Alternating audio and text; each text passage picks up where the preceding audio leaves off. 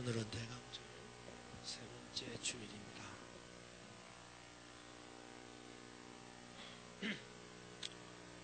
우리 주님께서 하나님의 나라에서의 죄인된 우리를 사랑하시고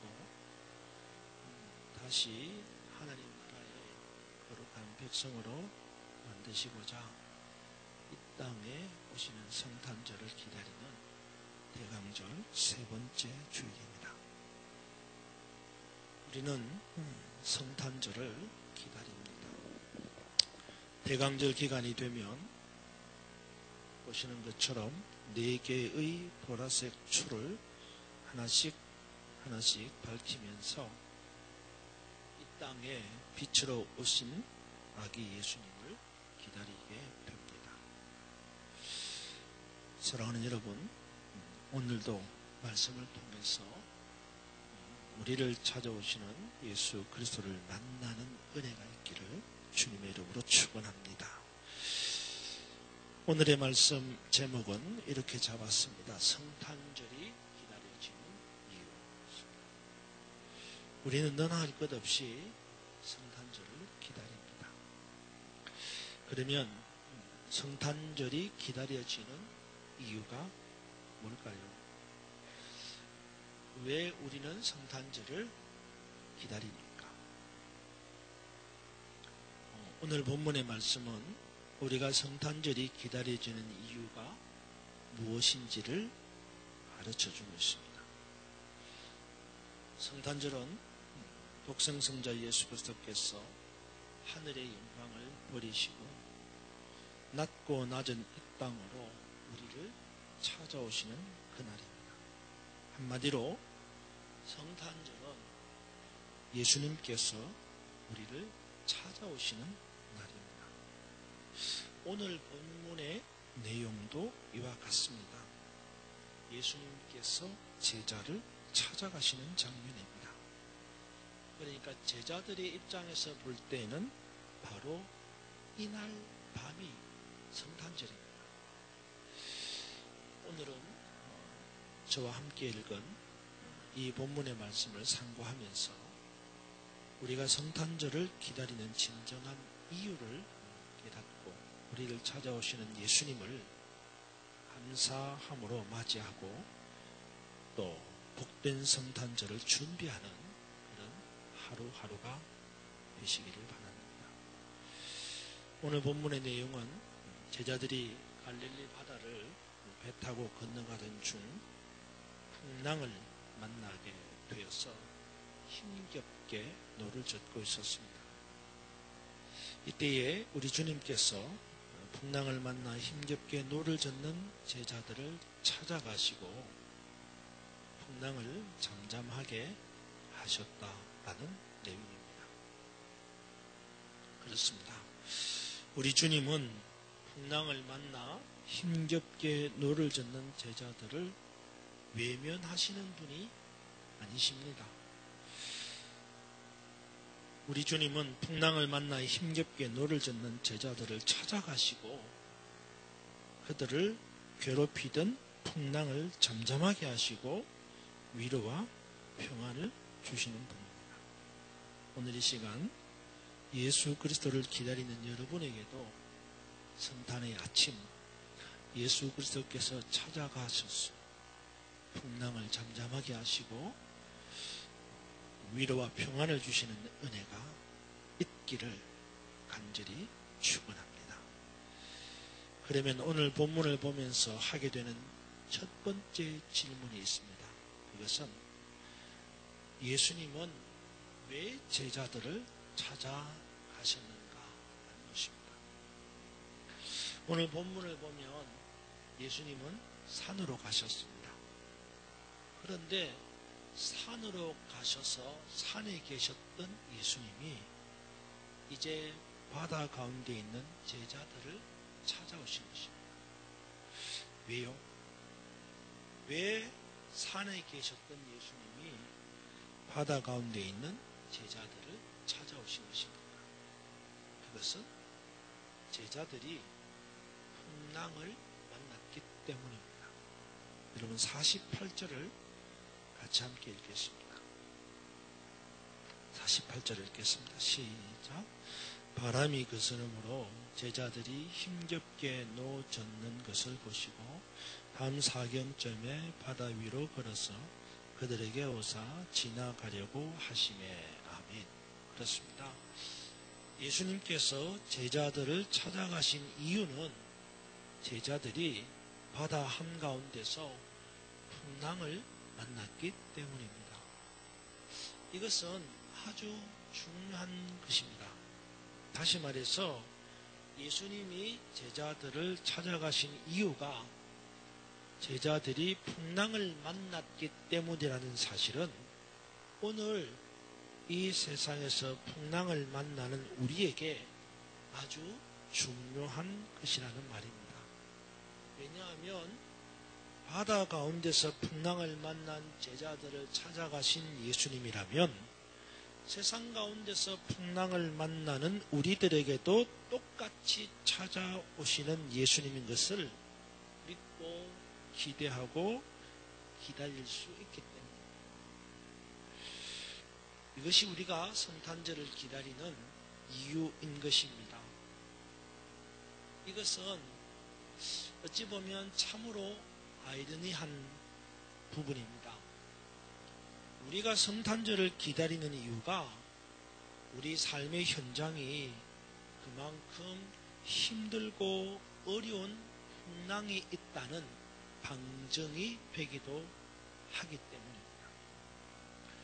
하지만 우리 삶의 현장에 아무리 힘들고 어려운 풍랑이 일어난다고 해도 우리 주님은 그러한 우리 삶의 현장을 외면하시는 분이 아니시고 찾아오셔서 잠잠하게 하시는 분이십니다. 그러기에 우리가 성탄절을 기다리는 것입니다. 우리는 지금 참 힘들고 어려운 시간을 보내고 있습니다. 때로는 왜 빨리 우리를 찾아오시지 않는 것인가?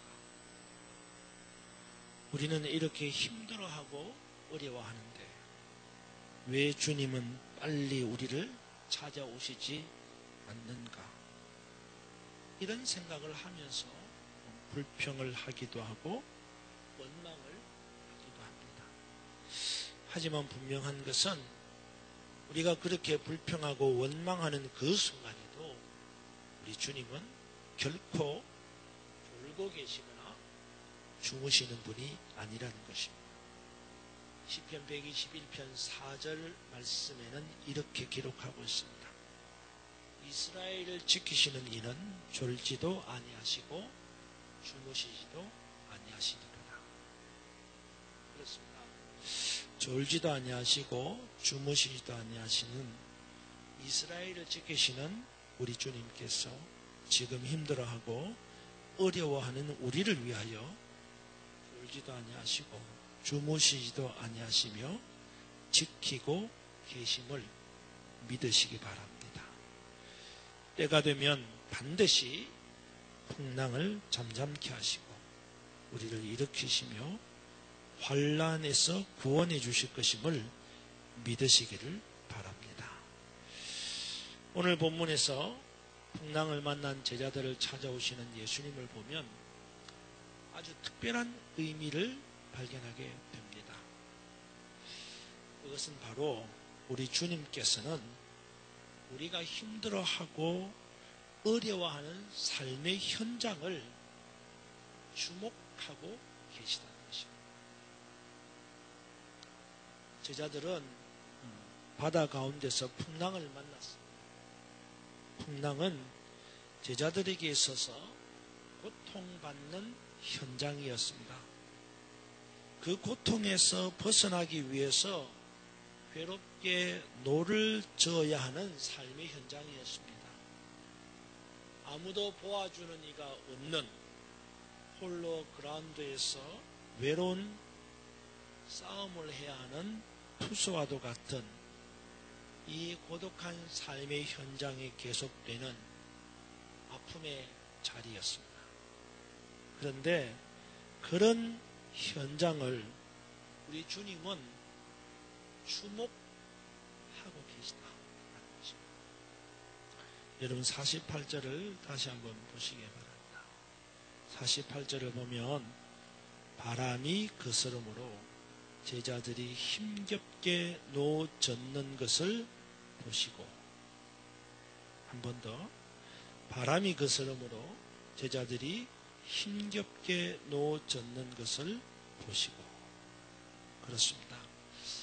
우리 주님은 풍랑 가운데서 괴롭게 노를 젓는 제자들의 삶의 현장을 주목하고 계시다는 것입니다. 이것은 축복입니다. 비록 제자들이 풍랑 가운데 있었지만, 그래서 괴롭게 노를 저어야 하는 고통의 현장이었지만, 그 현장은 우리 주님이 바라보고 계시는 현장이라는 것입니다.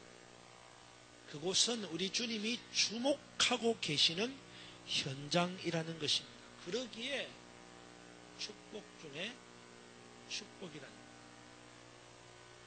아이러니하죠. 풍랑이 일어나는 그 고난의 현장, 바람잘 날이 없는 고통의 그 현장, 환난의 그 삶의 자리, 그것은 정말 우리를 괴롭게 하거든요. 너무 힘들거든요. 그런데 그 괴로움의 자리가 우리에게는 축복의 자리라는 겁니다. 왜? 그 자리를 하나님이 주목하고 계시는 자리라는 것입니다. 우리 주님이 찾아오셔서 제자들이 괴로워하는 고통을 해결해 주시는 축복의 자리입니다. 그렇죠? 그래서 고난의 현장이지만 주님이 주목하시는 그 자리는 결국 그 고난이 사라지는 기적이 일어나는 축복의 현장이라는 겁니다. 그런데 제가 오늘 여러분들에게 말씀드리고 싶은 것은 그 단순한 논리, 고난의 현장에 주님이 주목하시고 주님이 찾아오셔서 그 고난을 해결해 주시는 축복, 그 단순한 논리를 말하는 것이 아닙니다. 사실 저는 여러분에게 오늘 꼭 말씀드리고 싶은 것이, 그 고난이 해결되어지는 기적이 축복이라면 그것보다 더 큰 축복이 있다는 거예요. 뭘 것 같아요? 제자들이 풍랑을 만나서 괴롭게 노를 저어야 하는 그 현장에 우리 주님이 바라보시고 주목하시고 찾아오셔서 풍랑을 잠잠케 하는 이 기적 같은 일을 베푸시는 축복. 그런데 그것보다 더 큰 축복이 있다. 그게 뭘까요? 그것은 그 축복의 현장에 내가 있다.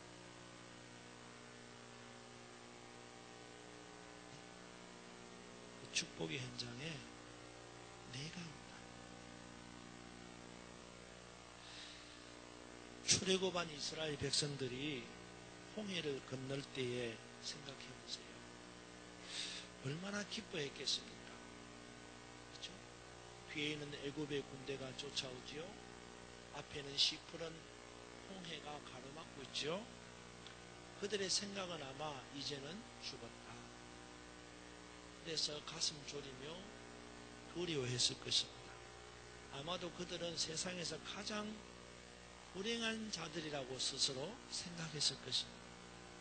하지만 홍해가 갈라지고 그들이 바다 가운데로 걸어갈 때는 너무너무 기뻐했을 것입니다. 이제는 살았구나. 그런 생각을 하며 기뻐하고 행복했을 것입니다. 기적을 체험하는, 죽을 줄 알았는데 죽지 않고 살게 되는 이 기적을 체험하는 기쁨, 행복이 있었을 것입니다. 그런데 그보다 더 중요한 기쁨, 행복은요, 그 기적의 자리에 내가 있다는 거죠. 홍해가 갈라지는 것을 내가 봤다. 홍해 한가운데를 내가 걸었다. 이 사실이 이스라엘 백성들은 너무나도 자랑스러웠습니다. 그 기적의 자리에 하나님께서 주목하시는 그 자리에 바로 그 자리에 내가 있었다는 거예요. 그것이 너무 기쁘고 행복하고 감사하고 자랑스러워요.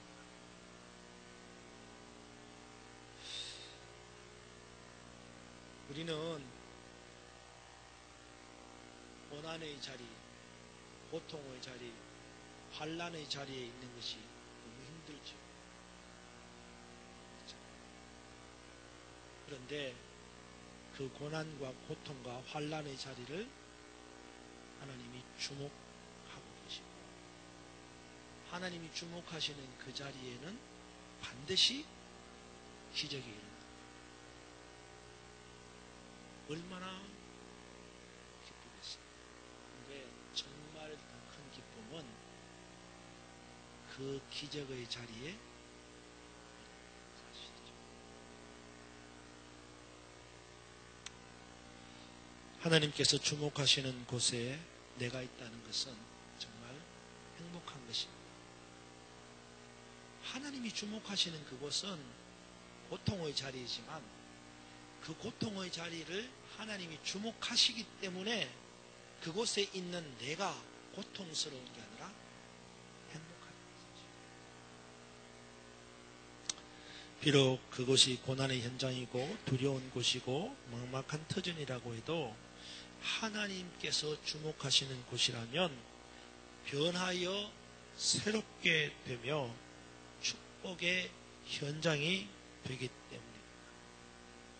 홍해 앞에 선 이스라엘 백성들을 주목하신 하나님은 요단강 앞에 선 이스라엘 백성들을 주목하십니다. 다니엘이 들어간 사자굴을 하나님은 주목하셨습니다. 다니엘의 세 친구들인 사드락과 메삭과 아벳느고가 들어간 뜨거운 풀무불 그 현장을 하나님은 주목하셨습니다. 그렇습니다. 어느 시대에나 하나님은 주목하시는 곳이 있습니다. 우리의 아버지 되시는 하나님은 당신의 아들 되는 주님의 자녀들이 흘리는 눈물과 탄식을 주목하시며 고통당하는 현장을 보고 계십니다. 사랑하는 여러분, 지금 여러분의 삶 속에서도 하나님 아버지께서 주목하고 계시는 곳이 있음을 믿으시기 바랍니다. 그러기에 지금 여러분의 현장에서 도망가지 말아야 합니다. 당장의 눈물과 탄식을 피하고 싶어서, 지금의 고통과 괴로움이 싫어서, 그래서 그 현장을 떠나려고 하십니까? 그것은 두고 후회하고 또 후회할 일이며 땅을 치고 통탄할 일이 될 것입니다. 왜냐하면 여러분의 그 현장을 지금 하나님 아버지께서 주목하고 계시기 때문에, 그리고 반드시 홍해가 갈라지듯이, 요단강이 갈라지듯이, 맹렬한 사자굴에서 뜨거운 풀무불에서 살아나오듯이 그 고통과 고난의 현장은 축복의 현장으로 변하는 기적이 일어날 것이기 때문입니다. 나아가 무엇보다도 그 기적의 현장, 주님께서 주목하시는 그 현장에 내가 있었다는 이야기, 히스토리, 간증의 주인공이 바로 내가 될 수 있기 때문에 그렇습니다. 여러분, 성탄절이 기다려지는 이유가 뭡니까? 그것은 하나님께서 주목하시는 곳에 바로 내가 있기 때문입니다. 풍랑을 만난 현장을 우리 주님께서 주목하여 보시고 결국 풍랑을 잠잠하게 만드는 기적이 일어났습니다. 하지만 그것보다 더 중요한 것은 그 기적의 현장에, 하나님이 주목하시는 그 고통의 현장에 내가 있다는 사실입니다.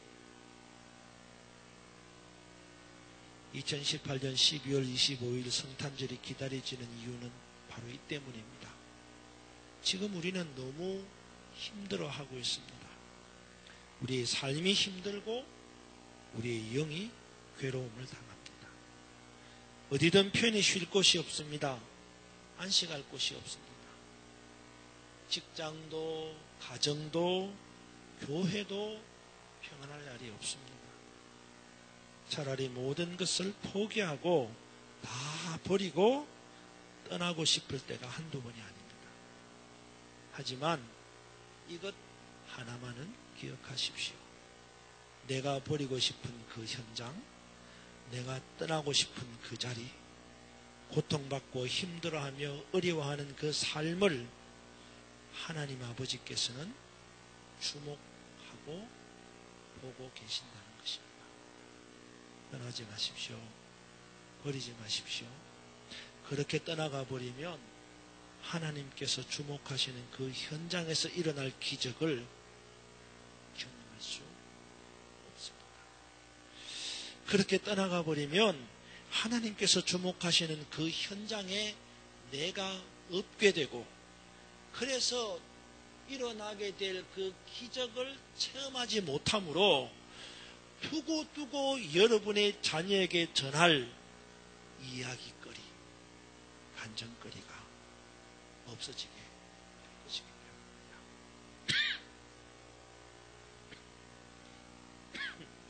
12월 25일 성탄의 아침, 우리를 위해 고난을 당하며 힘들어하고 풍랑을 만난 우리를 주목하시고 우리를 위해 찾아오시는 그날 아침을 기대하고 기다리고, 그리고 마침내 내가 사는 이 고난의 삶의 터전에 나를 찾아오시는 성탄의 아침을 기쁨으로 맞이하는 저와 여러분